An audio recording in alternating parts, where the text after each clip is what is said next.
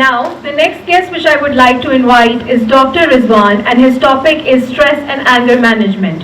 Dr. Rizwan has completed a PhD in clinical psychology in 2010 from the Institute of Clinical Psychology, University of Karachi, and postdoctoral degree from 2014 to 15 from University of Lisbon in Switzerland. Currently, he is a professor of clinical psychology in the Department of Psychology at the National University of Medical Sciences, NUMS. Bismillahirrahmanirrahim. Honorable Chief Guest Rana Mashood Sahab, Honorable Vice Chancellor, मेरे dear friends, all teachers and all students, अस्सलाम वालेकुम.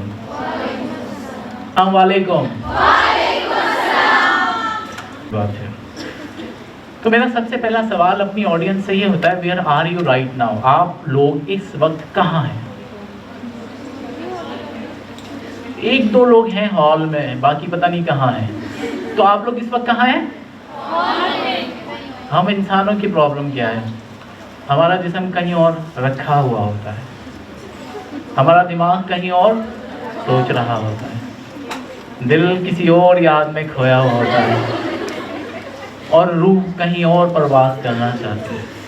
तो एक ही time में मुख्तलिफ paradigm में हम travel कर रहे होते हैं. इसका मतलब है इधर उधर भटक रहे होते हैं. और लर्निंग का प्राइमरी रूल क्या है कि आपको इस वक्त जहां होना चाहिए वहां. तो आप लोग इस वक्त कहाँ हैं? हॉल में. तो हॉल में आने से पहले चलें जी सब नारे लगवा लें. तो मैं तो खुद नारे लगवाने पे बड़ा बिलीव करता हूँ, और उस नारे में सबसे बुनियादी ज़रूरत जो है ना, एक अच्छा सिटीज़न बनने के लिए सबसे पहले ज़रूरी है कि एक अच्छा इंसान बनना है. और एक अच्छा इंसान बनने के लिए सबसे पहले ये बिलीव करना ज़रूरी है कि आई एम समवन, जिसमें ये पोटेंशियल मौजूद है. और उस बिलीव के लिए ये ज़रूरी है कि आप सेल्फ लव को प्रैक्टिस करते हो. तो हम स्टार्ट करेंगे सबसे पहले नारे से. आप मेरे साथ फॉलो करेंगे जो मैं कहूँगा. I love my self, I love my life, I love my family, I love my teachers, I love my Pakistan. अब ना इसमें थोड़ी फीलिंग ऐड करेंगे. I love my self, I love my life, I love my family. I love my teachers. I love my Pakistan. अब आखिरी बार में जोश add करेंगे. I love myself. I love my life. I love my teachers. I love my family. I love my Pakistan. तो जनाब हमारा जो topic है वो है स्ट्रेस. क्या है? स्ट्रेस और एंगर, मतलब इमोशनल फीलिंग्स, एक्सपीरियंसेस.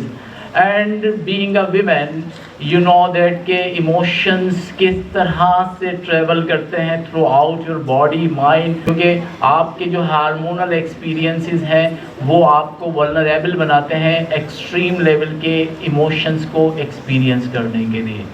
अब हमारी इंसानों की प्रॉब्लम क्या है? कितने सेंसेस हैं जिससे हम इंफॉर्मेशन रिसीव करते हैं? 5 हैं. साइंटिफिकली 5 हैं. पहला क्या है? विजन, कि जो आप देख रहे हैं. दूसरा क्या है? आप सुन रहे हैं. तीसरा क्या है? स्मेल कर रहे हैं. चौथा क्या है? फील कर रहे हैं, टेम्परेचर, प्रेशर. पांचवा क्या है? टेस्ट. अब जनाब ये पांचों सेंसेस 24/7 इंफॉर्मेशन रिसीव कर रहे हैं. कितने टाइम? आप कहेंगे सर ये तो सही बात नहीं हो सकती, हम तो 8 घंटे सोते भी हैं, और ख़वातीन है तो आप 9 घंटे भी सोते हैं, और संडे तो 10 घंटे भी सोते हैं. ठीक है, तो उस वक्त क्या होता है जनाब? उस वक्त भी ये काम कर रहे होते हैं. आप मान लीजिए कि आप सो रहे हैं, बहुत सुकून से, डार्क रूम है, टेम्परेचर कंट्रोल है, आप गहरी नींद में हैं, और अचानक से कमरे में कोई आया और उसने तमाम लाइट्स ऑन कर दी. तो क्या होता है? आप जाग जाते हैं. और अगर लाइट खोलने वाला कोई ऐसा है तो आप पूरी तरह से जाग जाते हैं.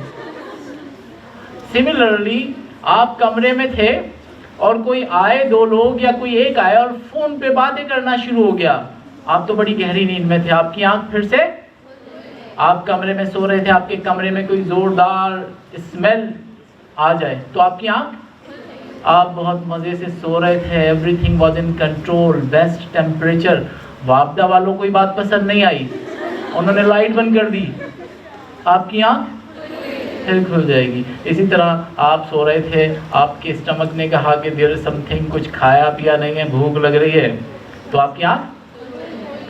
अच्छा जनाब, ये तो एक सेंस हो रहा है। अब जो इन्फॉर्मेशन आप रिसीव कर रहे हैं विजुअली, अगर वो आपको देखने में अच्छी नहीं लग रही तो ये स्ट्रेस है। जो आवाज़ आप सुन रहे हैं वो आवाज़ सुनने में अच्छी नहीं लग रही तो ये, जो फीलिंग आप इस वक्त बैठ के टेम्परेचर की, प्रेशर की ले रहे हैं, अगर वो अच्छी महसूस नहीं हो रही तो स्ट्रेस है। जो स्मेल इस वक्त आपके लेफ्ट राइट से आ रही है, अगर वो अच्छी नहीं है तो, जो आप खाना चाहते हैं खा रहे हैं और खाने में आपको पसंद नहीं है तो ये। अब मान लीजिए जो आप खा रहे हैं खाने में पसंद नहीं है तो आपके पास दूसरा ऑप्शन है चेंज शिफ्ट। जो आप देख रहे हैं देखने में अच्छा लग रहा है, चेंज द सिचुएशन। जो आप सुन रहे हैं सुनने में अच्छा लग रहा है, चेंज द चैनल। जिस जगह आप बैठे हैं टेम्परेचर से लगे, सिचुएशन चेंज कर लीजिए। प्रॉब्लम कब आती है?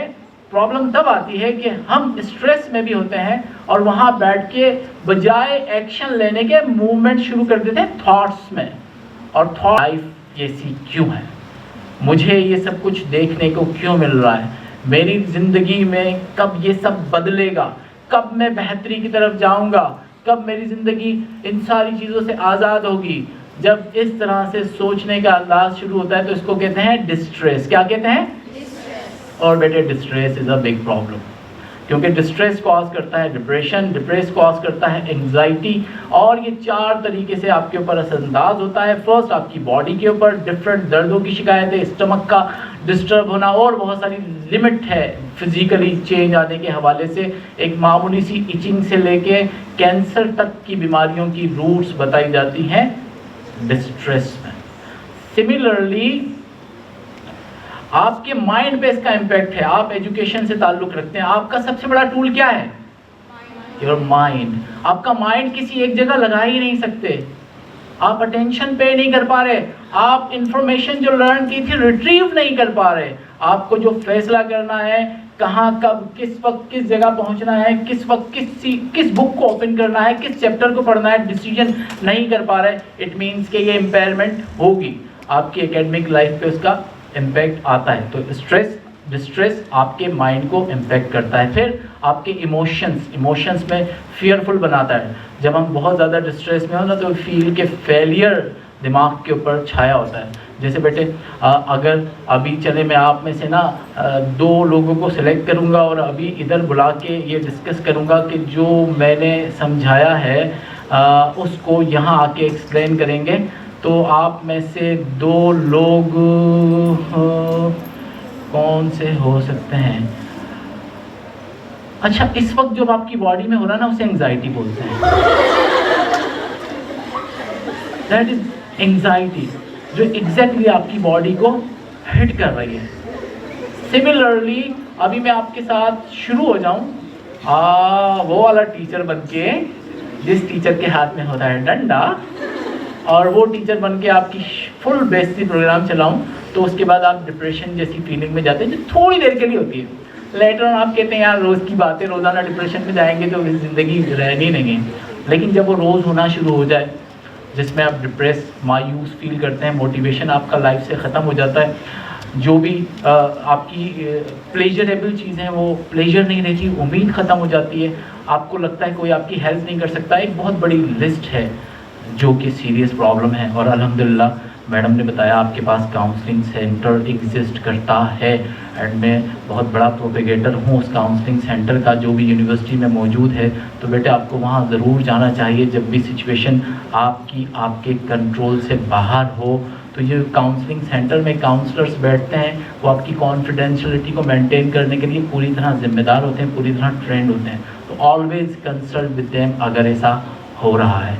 फिर आपकी बॉडी डिस्टर्ब, आपका माइंड डिस्टर्ब, आपके इमोशंस डिस्टर्ब, तो उसके बाद इम्पैक्ट आता है बिहेवियर पे। बिहेवियर में सबसे पहली चीज़ आती है अवॉइडेंस।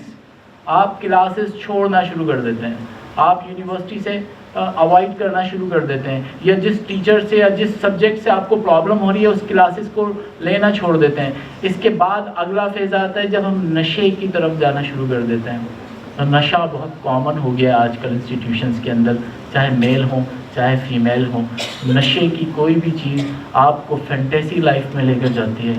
तो व्हाट इफ़ कि आप अपने आप को इतना पावरफुल कर सकें कि आप रियल लाइफ की फैंटेसी को एक्सपीरियंस कर पाएँ, क्योंकि जो रियल लाइफ का प्लेजर है इसके आगे कोई और दूसरी चीज़ एग्जिस्ट नहीं करती है। लेकिन क्योंकि हम स्ट्रेस की वजह से अपनी कैपेबिलिटी को लूज़ कर देते हैं, तो देन वी चूज़ सब्सटेंस। और इसमें वर्स्ट सिनेरियो क्या है कि जब आपको लगता है कि अब लाइफ में कोई चेंज आना मुमकिन नहीं है, कोई हेल्प अवेलेबल नहीं है, तो थॉट्स लीड करते हैं टूवर्ड्स सुसाइड। और सुसाइड के थॉट सबसे पहला ख्याल आता है कि ज़िंदगी बेकार है। उस बेकार ज़िंदगी के बाद दिमाग में आता है कि कोई एक्शन होना चाहिए इसे ख़त्म करने का। उसके बाद वो प्लान बनना शुरू होते हैं and in last plan execute करता है। और अगर आपका वेपन चाइना का था तो खुदा का शुक्र अदा करते हैं कि वो नाकाम हो गया, अदरवाइज़ वो बहुत लीथल सिचुएशन कॉज करता है।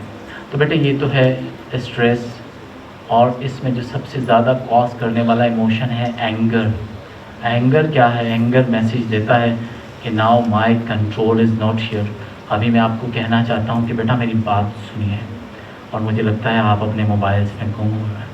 तो बेटा मेरी बात सुनिए, जो मैं बात बताना चाहता हूँ बहुत अहम है, आपके लिए ज़रूरी है, पर आप अपने मोबाइल्स में गुम हैं, आप अपने दोस्तों में बातचीत कर रहे हैं। तो अगला फेज़ क्या होगा? आई विल शाउट कि बेटा मैं इतनी देर से समझा रहा हूँ, आपके दिमाग में ये बात आ नहीं रही। Why I am doing this? क्योंकि नाउ आई एम फीलिंग कि मेरा कंट्रोल, मेरा, किसका? मेरा कंट्रोल वर्क नहीं कर रहा। तो ये मेरी मैं को जो है ना जगा देता है, और ये मुझे सिखाता है कि नाउ अप्लाई पावर। उससे का मतलब क्या है? We use some power. अगर इनवर्ड है तो हम अपने आप को हिट करते हैं, अगर आउटवर्ड है तो हम दूसरे लोगों को कभी वर्बली, कभी फिजिकली, कभी इमोशनली, सार्केस्टिक ह्यूमर एक बहुत बड़ा रिफ्लेक्शन है एंगर का। जब आपको सार्केज्म के थ्रू डिस्टर्ब किया जा रहा होता है तो एंगर नहीं है। तो क्या आप ऐसी ज़िंदगी जीना चाहते हैं कि जिसमें आपको ये मैसेज फील होता हो कि आपका अपने ऊपर कंट्रोल नहीं है? तो आपका जवाब होगा नहीं। हम में से कौन है जो ये जीना चाहे कि नहीं मेरा कंट्रोल नहीं है तो that's okay? No, we want control. तो आपको अपनी सेल्फ पे कंट्रोल प्रैक्टिस करने से आपके एंगर जैसे इमोशन पे बहुत कंट्रोल मिल जाता है। दूसरी चीज़ है कि अगर आप अपने सिनेरियोज को चेंज करें, एनवायरनमेंट की तब्दीली एक बहुत बड़ा फैक्टर है। आप इस वक्त जिस जगह बैठे हैं, अगर आप उस सिचुएशन को चेंज कर लें तो चांसेस आर वेरी हाई कि आपका एंगर कंट्रोल होता हो। अब हम आ जाते हैं जी अगली बात की तरफ। स्ट्रेसर्स हैं आपकी लाइफ में, बहुत बड़े स्ट्रेसर्स हैं, जिसमें एजुकेशन एक बहुत बड़ा स्ट्रेसर है, जिसमें शादी भी एक स्ट्रेसर है। अगर हो गई है तो भी है, और अगर नहीं हुई है तो भी है। वो एक स्ट्रेसर है, बहुत बड़ा स्ट्रेसर है। जिनकी शादी हो गई है उसके बाद बच्चे का स्ट्रेसर है, अगर हो गया है तो भी स्ट्रेसर है, और नहीं हुआ तो सब पूछते हैं कब। ठीक है, stressor hitting you all the time, from socio economic status, आपकी फाइनेंशियल स्टेबिलिटी। फाइनेंस हम कहते हैं महंगाई हो गई, हर तरफ महंगाई, हर तरफ महंगाई। और महंगाई किसके लिए है? जिसके वॉलेट में पैसे नहीं है।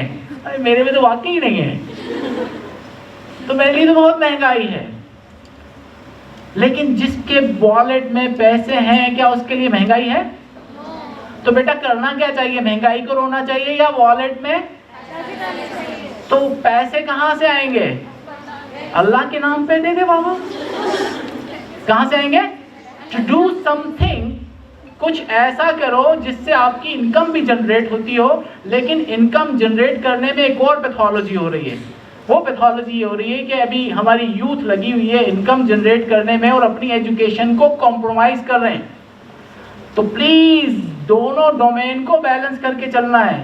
पैसे आना बहुत ज़रूरी है, लेकिन डिग्री आना उससे कई गुना ज़्यादा ज़रूरी है, क्योंकि अभी जो फैशन चल रहा है उसमें हमें ऑनलाइन मौके मिल रहे हैं, बट हू नोज़ कि ये कितने दिन चलेंगे। तो आपकी एजुकेशन वो है जो आपको सारी ज़िंदगी के लिए इक्विप करेगी आगे लेकर जाएगी। अब जनाब आपकी सेल्फ इस्टीम अगर वो स्ट्रॉन्ग है तो आप ज़िंदगी का कोई भी मसला हल कर सकते हैं। सेल्फ इस्टीम में 3 चीज़ें, आपका एहसास कि आप वर्दी पर्सन हैं, आपका एहसास कि आप कॉम्पिटेंट हैं, आपका एहसास कि देयर आर पीपल जो आपको ट्रूली लव करते हैं, वो वाला लव नहीं, ट्रूली लव करते हैं, ठीक है। देयर आर पीपल, आपके पेरेंट्स, आपके बहन भाई, आपके फ्रेंड्स। जब ये लवेबिलिटी का सेंस हो, जब कॉम्पिटेंसी का सेंस हो, और जब हमें अपनी वर्थ का सेंस हो, तो दुनिया का कोई तूफान आए हम टकराते जाते हैं, आगे बढ़ते जाते हैं, रुकते नहीं हैं। लेकिन जब ये लो हो तो ये हमें हर्ट करता है। Always pay attention to these 3 things कि इनको इम्प्रूव होना बहुत ज़्यादा ज़रूरी है। फिर इसके साथ है कि सेल्फ अवेयरनेस, आप अपनी सेल्फ से कितना आगाह हैं, कितनी अवेयरनेस रखते हैं आप अपने बारे में कि कब आप ट्रिगर हो जाते हैं, किस बात से। जब आप ट्रिगर होते हैं तो कैसे रिस्पॉन्स करते हैं, कैसे रिएक्ट करते हैं, कौन सी आदतें गंदी हैं, कौन सी आदतें अच्छी हैं। एक गंदी आदत अभी हमने सिखाई है, पर अच्छी आदतें भी आपके पास बहुत सारी हैं। और अच्छी आदतों को लिस्ट आउट करें, पूरा जर्नल मेंटेन करें अपने बारे में, self manual from your own eyes, not from others eyes. Recall करें हर वो फेज लाइफ का जिसमें आप बेस्ट परफॉर्मर थे। हमारी मिजरी क्या है, हम सिर्फ वो रिकॉल करते हैं जिसमें हम वर्स्ट थे, जिसमें हम फेलियर थे, जो हमसे नहीं हो पाया था वो यहाँ दिमाग में घूमता रहता है। लेकिन वो जो हम बेस्ट कर रहे थे उसे हम रिगार्ड ही नहीं करते। तो please start regarding these things. आपकी जो बेस्ट पोटेंशियल्स हैं उसको अटेंशन पे कीजिए। एक्सरसाइज, रिलैक्सेशन आपको बहुत मिल जाएगी, डीप ब्रीदिंग से रिलेटेड है, आप ज़रूर यूट्यूब करें, सर्च करें। नमाज़ों की अदायगी के मामले में कोताही ना कीजिए, बिकॉज यू आर मुस्लिम। पैदा होते ही पहली आवाज़ आपके कानों में क्या आती है, अज़ान की। वहाँ से बिल्ट इन है, आपके कॉन्शियस में है या नहीं है, पर आपके अनकॉन्शियस में स्ट्रॉन्गली बिल्ट इन है। आप नहीं पे कर रहे तो वो ट्रिगर करता है, स्ट्रेस देता है आपको, बहुत सीरियसली स्ट्रेस देता है। मेरी अपनी रिसर्च है, when we find 3 type of people, जो रेगुलरली नमाज़ पढ़ते हैं, जो इरेगुलरली पढ़ते हैं और जो बस ऐसे ही कंसीडर करते हैं। तो तीनों ग्रुप में जो रेगुलर नमाज़ पढ़ने वाला ग्रुप था वो डिप्रेशन, एंग्जाइटी, स्ट्रेस तीनों में बहुत कम था। ऐसा नहीं है कि उन्हें नहीं था, इट डजेंट मीन कि आप नमाज़ पढ़ते हैं तो आपको डिप्रेशन, एंग्जाइटी नहीं होगा, लेकिन as compared to 2 other groups कम होगा। तो अपने गिल्ट के ना छोटे छोटे से लूप्स होल्स हैं, इन्हें फिल कर दें, इन्हें ना छोड़ें खाली। ये जो मोबाइल है ना, अभी देखें ना, आप में से आप लोग कितनी मुश्किल हो रही होगी इसे देखे बगैर। जिसने भी सच में बैग में रखा हुआ है उसके दिमाग में पहले ही ख्याल आ रहा होगा, यार ये कब ख़त्म होगा, तो पता नहीं इसमें किस किस का मैसेज आया होगा, उनका मैसेज आया होगा, कहीं उनकी अम्मी का मैसेज ना आ गया हो, 100 तरह के थॉट्स। और जैसे यहाँ ब्रेक आएगा, you will just open the mobile, और कोई चीज़ नहीं है। Why? Because you all are addict, we all are addict. मैं भी ऐसे ही हूँ। अभी मैंने भी बहाने से देख लिया, किसी का मैसेज तो नहीं आया हुआ था, नहीं आया हुआ, कोई बात नहीं। तो हम बहाने से इसकी तरफ जाते हैं, लेकिन ये बहुत ज़बरदस्त डिवाइस है, इसका कंट्रोल मेरे हाथ में होना चाहिए, इसके हाथ में मेरा कंट्रोल नहीं होना चाहिए, और ये हम एरर कर रहे हैं। Please pay attention to this thing, इससे बचें। और इसमें ख़ास तौर से आप फेसबुक खोल लें और टिकटॉक खोल लें तो वो तो लाइन चलती जाती है, टिक टिक टिक टिक टिक टिक, और बहुत बड़ा स्ट्रेस है। फिर जनाब सबसे लास्ट चीज़ है, टाइम ओवर होता जा रहा है। ज़िंदगी में जो सबसे बड़ा टूल है ना आपकी लाइफ का, वो है होप। हमारी नेशन के साथ ना इस वक्त सबसे बड़ा ड्रामा ये हो रहा है, हमें होपलेस किया जा रहा है। एक ही मैसेज दिमागों में है कि यार कुछ सही नहीं होने लगा। आपसे पूछा जाए कितने लोग हैं जो इस मुल्क से बाहर भागना चाहते हैं, अभी आप भले हाथ ना उठाएं, लेकिन अंदर से आपका हाथ उठा हुआ है। And Y?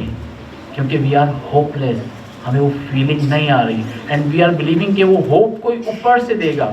नहीं बेटा, होप अंदर से ही लाने हैं। ऊपर से भी आनी चाहिए, लेकिन ज़्यादा इफ़ेक्टिव वर्क करती है अंदर से, क्योंकि ऊपर से देने वाला बाजू का दे रहा होता है, पर हम लेते नहीं हैं, बिकॉज वी फील के इससे हमें नहीं लेना, क्योंकि हमने माइंडसेट क्रिएट कर लिए किससे लेना है, किससे नहीं लेना। तो इसलिए ये ज़रूरी है कि अपने अंदर उस पावर को बिल्ड करें, उस होप को। एक एक्सपेरिमेंट किया गया, उन्होंने एक चूहा लिया, पानी की जार में डाला, पानी की जार में डाला और उसे छोड़ दिया। 13 मिनट बाद वो चूहा पानी की जार में मर गया। उन्हें मज़ा नहीं आया इसमें। उन्होंने एक और चूहा लिया, उसे दूसरे पानी की जार में डाला, 11 मिनट बाद उसे बाहर निकाल लिया। क्यों बाहर निकाल लिया 11 मिनट में? क्योंकि पहले वाला 13 मिनट में मर गया था। इन्होंने 11 मिनट में बाहर निकाल लिया, उसकी खूब खातिर मदारात की, ड्राई किया, सुखाया, हवा शवा लगाई और उसको दोबारा तीसरे पानी की जार में डाल दिया। अब ये चूहा आपके ख्याल में कितनी देर सरवाइव करेगा? कोई मानेगा कि 1 घंटा जिया, कोई मानेगा ये 2 घंटे जिया, कोई मानेगा ये 10 घंटे। ये 63 आवर्स तक हाथ पैर मारता रहा। How many hours?